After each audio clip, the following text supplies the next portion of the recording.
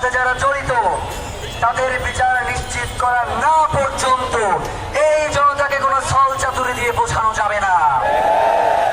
প্রিয় ভাইয়েরা, গতকাল থেকে আমরা অনুরোধ করতেছিলাম উপদেষ্টা যারা রয়েছেন আপনাদেরকে অনুরোধ করছিলাম যে আপনারা আসেন, এখানে এসে জনতার সাথে কথা বলেন। আপনারা আসেন নাই, এরপরে আইসা পাও ধরলেও কোনো কাজ হবে না। জনতার সাথে ভাষণামি করেন। এই জনতা যদি চায় চৌড়ায় থাকতে পারবেন না, এই জনতা যদি চায় সংসদ ভবনে যাইতে পারবেন না, এই জনতা যদি চায় ক্যান্টনমেন্টে থাইকাও পার পাবেন না। প্রিয় ভাইয়েরা, জুলাই পরবর্তী সময়ে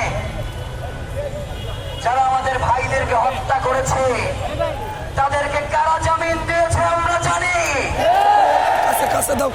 এরপরে পাই নাই আমরা আওয়ামী সন্ত্রাসীর আশ্রয় নিয়েছিল, যেই 626